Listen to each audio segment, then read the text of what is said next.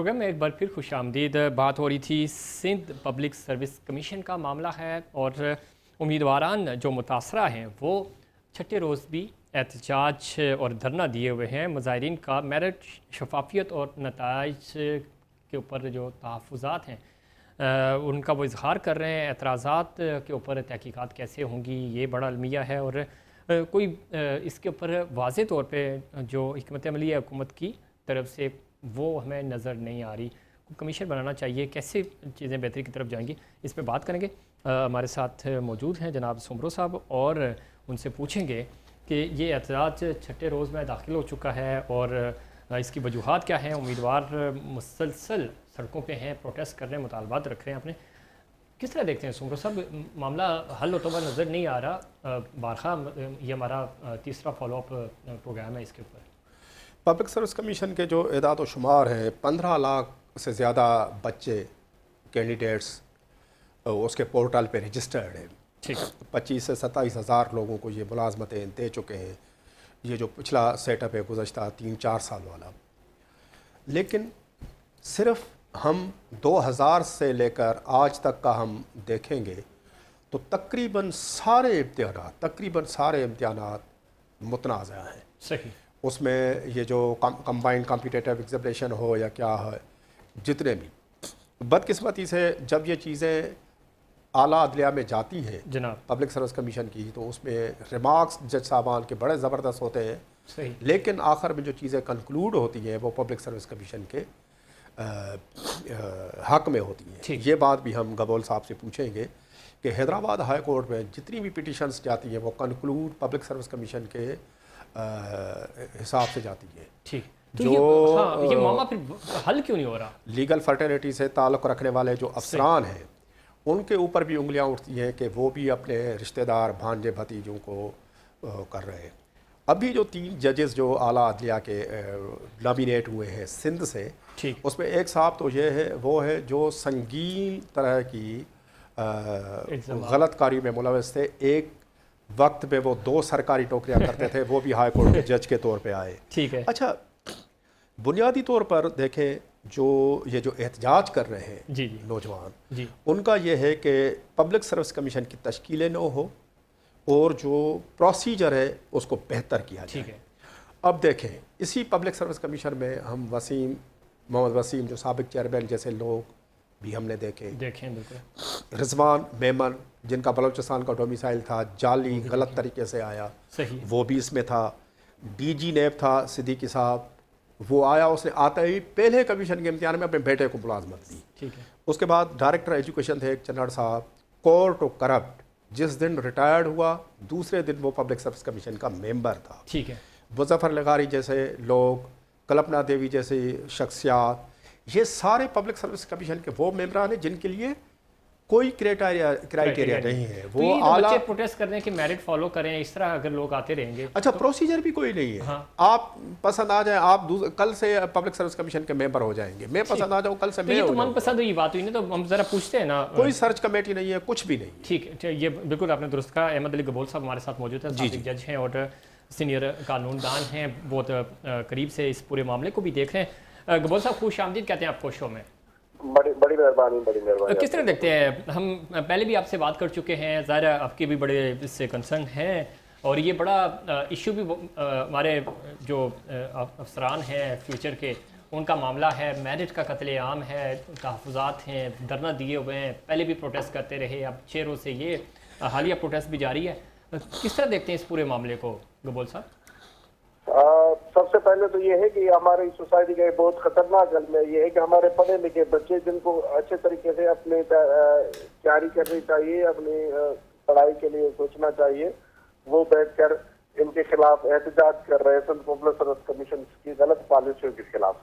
और उन पढ़े लिखे लोगों को हमें रोड पर लाने का मेन जो मतलब कि इल्जामात है या मेन जो नेपोटिज्म और इस चीज के जो शिकार लोग हुए, वो सारा कुछ जाता है सिंध पब्लिक सर्विस कमीशन के ऊपर इल्जाम है। तो सिंध पब्लिक सर्विस कमीशन के जो गुज़श्ता जिस तरह भी सुब्रो साहब ने भी प्रोग्राम में कहा है कि मुसलसल जो है ये नेपोटिज्म फेवरेटिज्म वाला सिस्टम आ रहा है। और दूसरा उन्होंने इस तरह के रूल अपने फ्रेम कर दिए हैं कि उसमें रीचेकिंग का कोई कॉन्सेप्ट नहीं है।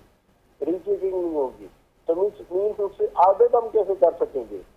और तो और Hyderabad honourable high court Hyderabad circuit bench में एक आर्डर हुआ था कि भाई अगर आप इंटरव्यू कंडक्ट करते हैं जी, तो जी। उसकी वीडियो प्रोड्यूस करें, मगर इत्तेफाक ये है कि जो वीडियो प्रोड्यूस करते हैं उसमें वॉइस नहीं है। ठीक। अब इंटरव्यू बंदा प्रेजेंट है, बोर्ड प्रेजेंट है, उसमें अगर वॉइस नहीं आ रही तो उसको हम किस तरीके से उसको कंट्राडिक्ट कर सकेंगे, उसको कन्फ्रंट कैसे करेंगे कि वेदर जो interview has been conducted by the members are genuine और नॉट। तो ये सारी चीजें इनकी गलत पॉलिसीज के बेसिस पर हमारी जो सूबे की नौजवान नस्ल है उनको इन्होंने तबाह कर दिया है, उनके जो फ्यूचर है इन्होंने तबाह कर दिया है। अब वो नौजवान नस्ल जो है वो डाइवर्ट होकर के खिलाफ जो एजुकेशन में जा रही है, तो 5वां 6वां दिन है जब मैं उनसे रास्ते में होता हूँ, ठीक है। तो जब मैंने उनको देखा है, उनकी बातें सुनी, तो बहुत वो अपने आप को उन्होंने क्या कहते हैं कि आयरन वॉइस बनाया हुआ है, इन्होंने बड़े मजबूत लोग हैं। बिल्कुल ठीक कह रहे हैं आप गब्बर साहब, इसमें कोई शक नहीं है। और इस तरह की अगर लॉबिंग होगी और इस तरह के मजबूत पीछे लोग पुष्टपनाई कर रहे होंगे तो मामला तो कैसे आगे चले। ज़ुबैर साहब, गुफ्तगू आप सुन रहे हैं, किस तरह देखते हैं इन मामलात को और अब क्या सवाल करेंगे? अच्छा गब्बर साहब, ये फरमाइएगा कि आप कमीशन के जो मुतासरीन हैं नौजवान बच्चे, मेरिटोरियस बच्चे, उनके आप वकील हैं, लेकिन आपकी जो पिटीशन थी या गालिबन आपके क्लाइंट्स ने दूसरों की पिटीशन है, वो जो मरकज़ी कोर्ट है, constitutional court, federal constitutional court, वहाँ से वो रद्द हो गई है उनकी पिटीशन। तो आपकी पिटीशन की अब क्या है, स्टैंडिंग का है, कहाँ पर है वो, और क्या समझते हैं कि अदालत उसे आपको इंसाफ मिलता हुआ नज़र आ रहा है या 26वीं 27वीं तरमीम के बाद ये दरवाज़ा भी बंद हो चुका है? सर, हमें हमारे लास्ट होप्स अदालतें हैं, अदालत पर यकीन है।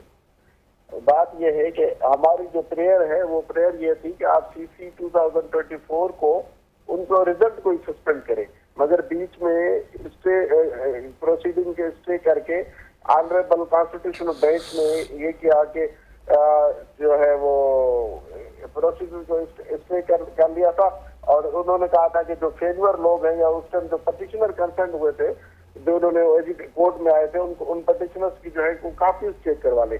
सिर्फ इस ऑर्डर के बिनाद को ऑनरेबल सुप्रीम कोर्ट ने सेटिस्फाइड किया कि ये इस टाइम ये ऑर्डर करने का नहीं है, ये बियॉन्ड द पावर्स है और ये फाइनल रिलीफ है, इंटीरियम रिलीफ नहीं है।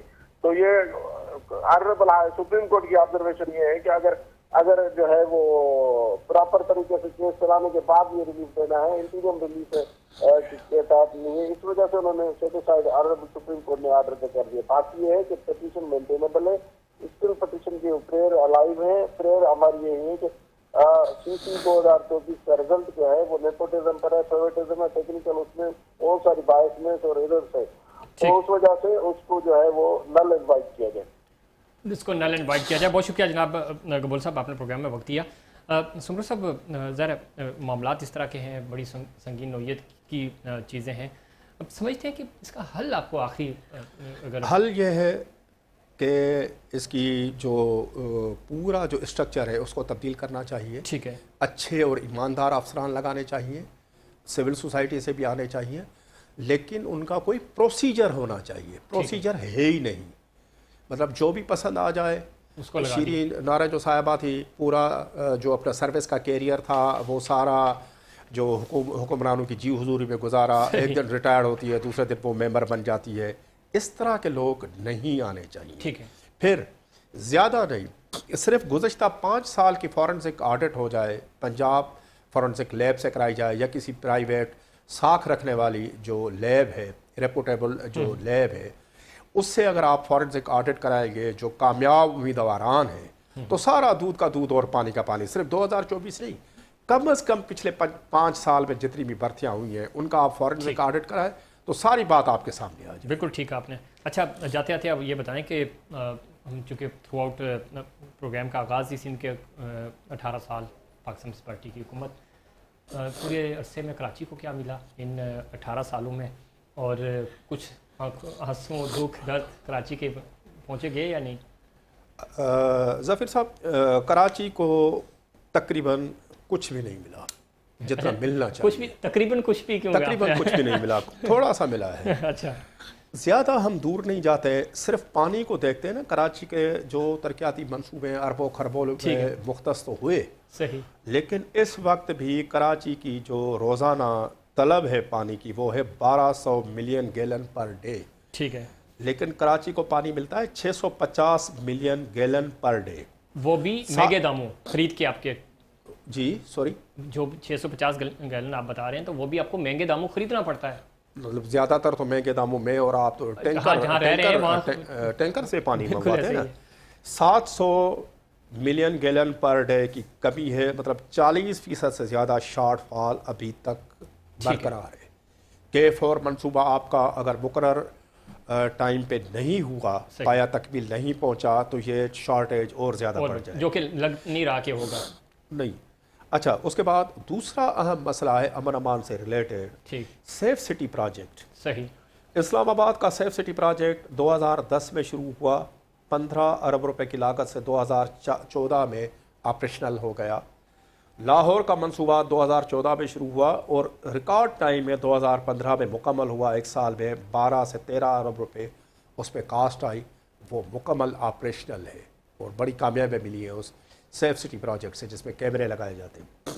کراچی کا منصوبہ 2015 میں شروع ہوا، ٹھیک ہے، ہم 2026 میں بیٹھے ہوئے ہیں، 16 بلین سے یہ منصوبہ شروع ہوا، 2019 میں اس کو ختم ہو رہا تھا، 2026 تک ختم نہیں ہوا، اب اس کی کاسٹ 27 ارب روپے تک پہنچ گئی ہے، لیکن منصوبہ مکمل نہیں ہوا، یہ ہے پائلٹ پروگرام تک بچا ہوا ہے۔ ٹھیک ہے، پھر تیسرے اہم مسئلے کراچی کے حوالے سے صحت پہ آتے ہیں، یہاں پر بڑی ٹرشری کیئر جو اسپتالیں ہیں، جناح اسپتال، سول اسپتال، NICBD، اس سال کی ترقیاتی بجٹ میں ان کی مینٹیننس اور ریپیئر کے لیے 0 اماؤنٹ رکھا گیا، اچھا، 0 اماؤنٹ۔ اب یہ دیکھیں کہ یہ ہے ترجیحات، یہ ترجیحات ہیں۔ ٹھیک ہے، اچھا چونکہ وقت ختم ہو رہا تو اس میں کچھ مزید ایڈ آن کرنا چاہ رہے ہیں آپ؟ کراچی کے والے سے کوئی خوشخبری ہے یا کوئی اور دکھ سنا رہے ہیں آپ؟ کراچی سندھ کا کیپٹل ہے، پاکستان کی معاشی شہر آ گئے، بدقسمتی سے کراچی سمیت پورا سندھ کے حکمرانوں کی اس پہ نہیں ہے، ترجیحات میں شامل ہی نہیں۔ اسی میں آ رہا ہوں کہ اب آواز اٹھ رہی ہے کہ نئے انتظامی یونٹس بننے چاہیے تاکہ تھوڑی سی جو ایک سسٹم ہے نا اس کو ریسیٹ کی ضرورت پڑ گئی ہے، نقوی صاحب نے یہ بتایا ہے۔ پہلی بات تو نقوی صاحب کی نہ تو یہ کیپیسٹی ہے، نہ ان کے پاس مینڈیٹ ہے کہ وہ اس طرح کی بات کریں۔ آئین پاکستان انہوں نے جس طرح ہم پروگرام سے 1973 پہلے سر ڈسکلیمر دیتے ہیں نا، تو انہوں نے یہ ڈسکلیمر دیا ہے کہ میرا یہ ڈومین نہیں ہے، لیکن میں آپ کے گوش گزار کر دوں کہ یہ مسئلہ جب ان کا ڈومین نہیں ہے، میرا ڈومین نہیں ہوگا تو میں اس پہ بات کیوں کروں گا؟ لیکن دیکھیں نا بات کرنی پڑ رہی ہے تو اس میسج انہوں نے پیغام تو دے دیا نا۔ یہ اس طرح ہوتا ہے کہ ان کو کام کوئی دوسرا کرانا ہوتا ہے، سندھ گورنمنٹ کے بازو بڑھنا ہوتا ہے، تو اس طرح آتے ہیں۔ ذاتی طور پر میں اس سوال کو ہی غلط سمجھتا ہوں۔ اچھا، پاکستان کے آئین میں 1973 کے کانسٹیٹیوشن میں ٹھیک ہے، صوبوں کی جو حد بندی ان کو بہتر کرنے کے لیے، تبدیلی کرنے کے لیے ایک واضح ہے۔ اس صوبے کی جو اسمبلی ہے سب سے پہلے وہ ریکمنڈیشن کرے گی فیڈرل گورنمنٹ کو، اس کے بعد اس صوبے میں پنجاب کی اسمبلی ریکمینڈ کر چکی ہے اس رائے کی صوبہ، نقوی صاحب پہلے وہاں پر تو یہ نافذ کر کے دکھائے۔ ٹھیک ہے، دوسری بات، نہ تو یہ الیکٹڈ ریپرزنٹیٹیو ہے، پتہ نہیں کہاں سے یہ منتخب ہے، انتظامی یونٹس کی بات کر رہے ہیں سمر صاحب، آپ نے سمجھا کہ چلو ایک تھر کا بچہ ہو، کوئی بچہ نہ بھی ہو، بڑا بھی ہو، اس کو کام ہے، اس کو کراچی آنا پڑ رہا ہے، رحیم یار خان کے بچے کو لاہور جانا پڑ رہا ہے، ٹھیک ہے، دور دور، تو انتظامی بنیادوں پہ نہ کہ تو آپ نے انتظامی بنیادوں پر ڈویژن تو بنے ہوئے ہیں نا، کراچی ڈویژن ہے، حیدرآباد ڈویژن ہے۔ دوسری بات یہ ہے، میں ایز اے صحافی، as a journalist, as a تجزیہ نگار، اور سب سے پہلے ایز اے سندھی یہ آپ کو بتا رہا ہوں کہ سندھ کے لوگ کیوں مخالفت کرتے ہیں، سننا بھی گوارا نہیں کرتے، میں بھی سننا گوارا نہیں کرتا، غصہ آتا ہے۔ اس کی وجہ یہ ہے کہ 1943 میں سندھ اسمبلی تھی جس نے پاکستان کی قرارداد منظور کی، بالکل ایسے ہی، انگریزوں کے قبضے سے پہلے 1857 سے پہلے سندھ ایک الگ ملک تھا، ہندوستان پر قبضہ ہوا، اس کے بعد سندھ پر قبضہ ہوا، سندھ کو ہندوستان کے ساتھ شامل کیا گیا، میں ایک الگ ملک تھا، سرٹین کنڈیشنز پہ پاکستان میں شامل ہوا ہوں، میں کوئی انتظامی یونٹ نہیں ہوں، میں اس لیے پاکستان میں سندھ کی میں موقف کی بات کر رہا ہوں، اس لیے پاکستان میں شامل نہیں ہوا کہ آگے چل کر مجھے انتظامی یونٹ میں الگ ملک تھا، اسلام کے جذبے کے تحت سرٹن صحیح۔ کنڈیشنز پہ میں پاکستان میں شامل ہوا، انتظامی یونٹ پہ قطعی طور پہ نہیں ہوں، اور کراچی سندھ کا دل اور دماغ ہے۔ اگر سندھ سے خدا نخواستہ اس کو کاٹنے کی بات کی جائے گی تو مجھے تو اس اتنے بڑے پیمانے پہ ایسے فساد ہوگا کہ جسم کاٹا جا رہا ہے۔ ٹھیک ہے، اچھا جاتے جاتے یہ بھی بتا دینا، کوئی 3 سرکاری مہمان ہیں، یہ کون مہمان ہے سر؟ یہ کوئی خبر دیں، ہمارے ناظرین آپ کو دیکھتے ہیں، فالو کرتے ہیں، وہ پوچھ اب 4 ہو گئے ہیں۔ اچھا یہ ایک ہفتے کے گیپ سے 4 ہو گئے ہیں۔ اب 4 ہو گئے چلیں ہیں۔ 4 کا بتا دیں۔ ریونیو کا سسٹم مکمل طور پر کولیپس ہے، کوئی کام نہیں ہو رہا۔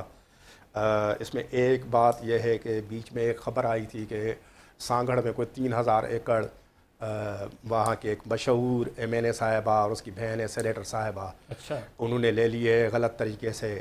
اس کی ایک انفارمل انکوائری ہوئی، کمشنر میر پرخاص جناب عشا بیر بھٹو صاحب نے کی، کلین چٹ دے دی گئی ہے، لیکن معاملہ اتنا کلین نہیں ہے۔ دیکھتے ہیں کہ ریونیو میں آگے کیا ہوتا ہے۔ میں امید کرتا ہوں کہ اگلے پروگرام میں وہ ہمارا ایک مکمل ایپیسوڈ ہوگا۔ 3000 ایکڑ بہت زیادہ ہوتی ہے۔ ٹھیک ہے، سرکاری مہمان پہلے عقیل قریشی صاحب تھے، میں نے بتایا کہ وہ سیکٹری سہیل قریشی کے بھائی ہیں، سونا نکلا، ڈالر پاؤنڈ، لیکن ایک جاننے والے نے بتایا کہ یہ صرف پینٹس ہیں اچھا جو ان کے گھر سے ابھی تو آپ برآمد بتا رہے تھے کہ 18 سال میں کوئی ترقی نہیں ہوئی، تو ادھر اگر بسکٹ ترقی بن ادھر ہوئی ہے نا، گئے 300-400 سونے کے بسکٹ بن گئے، اگر 300-400 فٹ پاتھے تھے وہ کھرب پتی بن گئے۔ اس کے بعد محمد علی شاہ ہیں، ملیر کے DC رہ چکے ہیں، غلام محمد ملا صاحب، اب ایک اماد چاچڑ صاحب ہیں، وہ بھی on behalf of doctor Asim revenue کا سسٹم دیکھتا تھا، وہ بھی غائب ہے۔ اس کے لیے بھی کہا جا رہا ہے، زبان زد عام ہے کہ وہ بھی سرکاری مہمان۔ اب 4 سرکاری مہمان ہیں جن کا مجھے کنفرم ہے۔ چلیں لڈو کھیلنے میں آسانی ہوگی، پورے ہو گئے نا۔ تو سمرو صاحب بہت شکریہ۔ ناظرین ہم نے کوشش کی کہ سندھ کے جو 18 سال تھے سندھ حکومت کے پاکستان پیپلز پارٹی کے پاس رہا یہ صوبہ، اور ابھی بھی ظاہرہ ہے، تو کیا کچھ رہا وہ آپ نے دیکھ لیا۔ آپ کے فیڈ بیک کا میں انتظار رہے گا، اور کوشش یہی رہتی ہے کہ کچھ بہتری بھی ہو۔ ہمارے پروگرام میں تجاویز بھی ہوتی ہیں، ہم حکومت کو سجیشنز بھی اور متعلقہ اداروں کو دے رہے ہوتے ہیں کہ بہتری کیسے آئے گی، صرف تنقید نہیں ہے مقصد، اس کو بہتر کرنا ہے۔ تو اللہ کرے کہ معاملات بہتر ہوں، یہ صوبہ ترقی کرے، پاکستان ترقی کرے۔ یہ تھا ہمارا آج کا پروگرام۔ امید کرتا ہوں دیگر پروگرامز کی طرح آج کا پروگرام بھی آپ کو پسند آیا ہوگا۔ مجھے اور امداد سمرو صاحب کو دیجیے اجازت۔ اللہ نگہبان۔